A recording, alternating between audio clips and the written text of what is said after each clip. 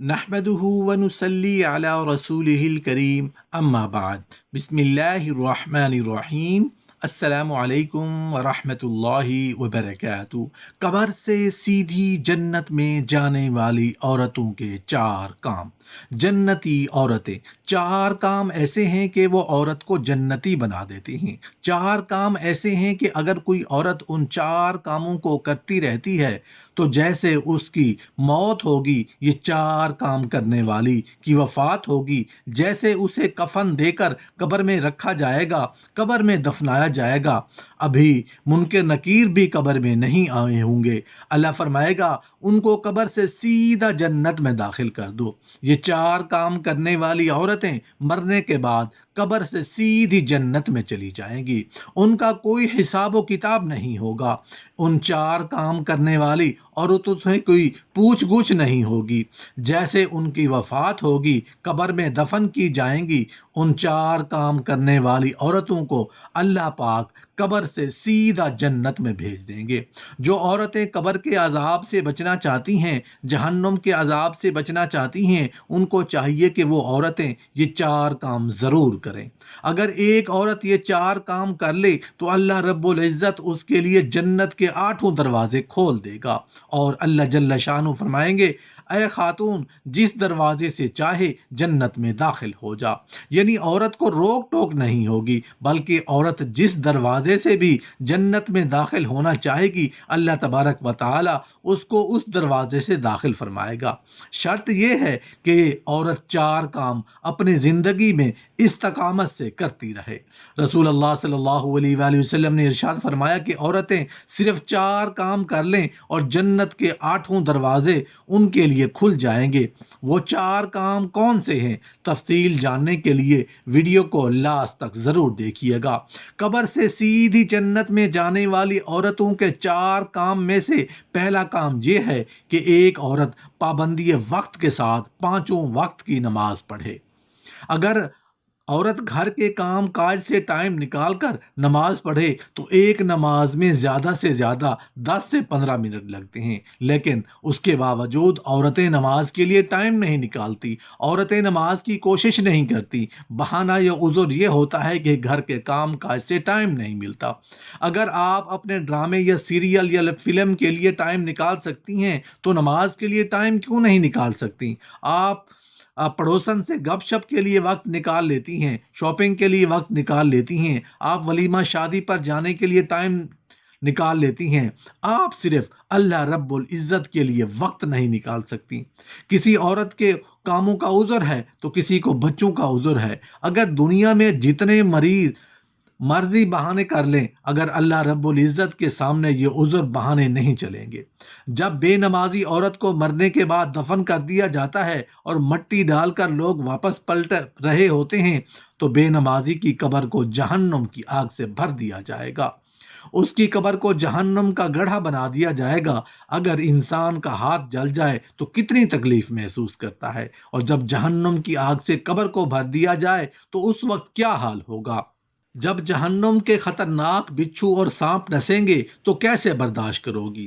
قبر سے سیدھی جنت میں جانے والی عورتوں کے چار کاموں میں سے دوسرا کام یہ ہے کہ وہ رمضان شریف کے روزے پابندی سے رکھے، ماہ رمضان کے روزوں کا اہتمام کرے۔ شرعی بلا عذر کے عورت رمضان کے روزوں کو نہیں چھوڑ سکتی۔ بغیر کسی عذر یا بیماری کے بھی عورتیں اکثر روزے ترک کر دیتی ہیں۔ جو لوگ طاقت، قوت اور صحت مند ہونے کے باوجود روزے نہ رکھیں، ایسے لوگوں کے ہونٹوں کو، ان کے گالوں کو جہنم کی آگ کی بنی ہوئی کینچی سے کاٹا جائے گا۔ اس لیے عورتیں روزوں کی بھی پابندی کریں۔ قبر سے سیدھی جنت میں جانے والی عورتوں کے چار کاموں میں سے تیسرا کام جس کی بنیاد پر ایک عورت کے لیے جنت کے 8 دروازے کھول دیے جاتے ہیں۔ رسول اللہ صلی اللہ علیہ وآلہ وسلم نے ارشاد فرمایا، عورت اپنی پاک دامنی کی حفاظت کرے، عورت اپنی حیا کی حفاظت کرے تو اللہ رب العزت اس کے لیے جنت کے 8 دروازے کھول دے گا۔ پاک دامنی کا مطلب کیا ہے؟ حیا کا مطلب کیا ہے؟ آج کل عورتوں لڑکیوں کا حال یہ ہے کہ وہ بے پردہ گھوم رہی ہیں، نامحرم مردوں سے بات کر رہی ہیں۔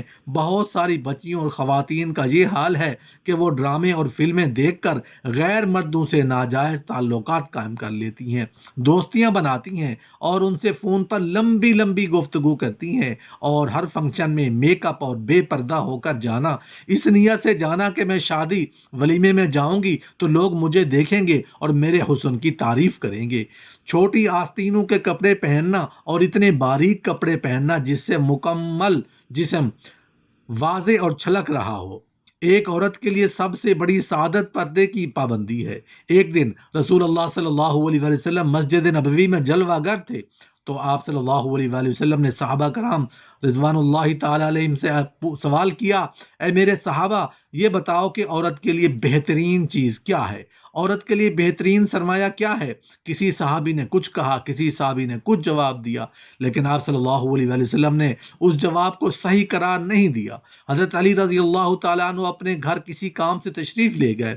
جب گھر گئے تو سیدہ کائنات فاطمہ الزہرا رضی اللہ تعالیٰ عنہ سے کہنے لگے کہ فاطمہ، رسول اللہ صلی اللہ علیہ وآلہ وسلم نے آج ہم سے یہ سوال کیا ہے کہ عورت کے لیے بہترین چیز کیا ہے، عورت کے لیے بہترین سرمایہ کیا ہے؟ مگر تمام صحابہ کرام نے جواب دیا، مگر رسول اللہ صلی اللہ علیہ وآلہ وسلم نے کسی کے جواب کو صحیح نہیں جانا۔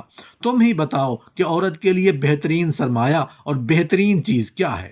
حضرت فاطمہ الزہرا رضی اللہ تعالیٰ عنہ کہنے لگیں، اے علی رضی اللہ تعالیٰ عنہ، رسول پاک صلی اللہ علیہ وآلہ وسلم سے جا کر عرض کر دو، عورت کے لیے بڑا سرمایہ یہ ہے کہ عورت نہ کسی مرد کو دیکھے اور نہ کوئی مرد کسی عورت کو دیکھے، یہ سب سے بڑا سرمایہ ایک عورت کے لیے ہے۔ حضرت علی رضی اللہ تعالیٰ عنہ تشریف لائے اور عرض کیا، یا رسول اللہ صلی اللہ علیہ وسلم، آپ کے سوال کا جواب میں دینا چاہتا ہوں۔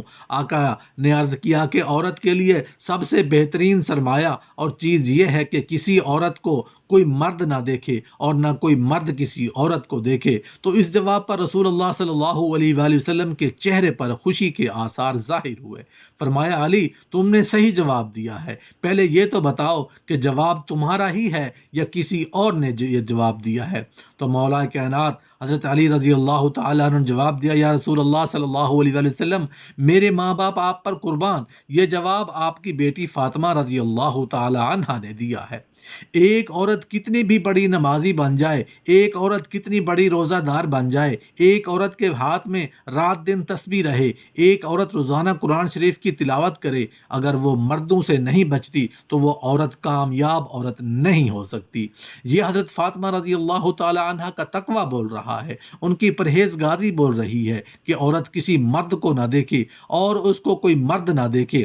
سیدہ فاطمہ الزہرا رضی اللہ تعالی عنہ نے عمل کر کے دکھایا اور بتایا کہ اس کے بعد کہہ رہی ہیں کہ مرد کا دیکھنا تو دور کی بات، سیدہ فاطمہ الزہرا رضی اللہ تعالی عنہ کے دوپٹے کو چاند سورج نے بھی نہیں دیکھا۔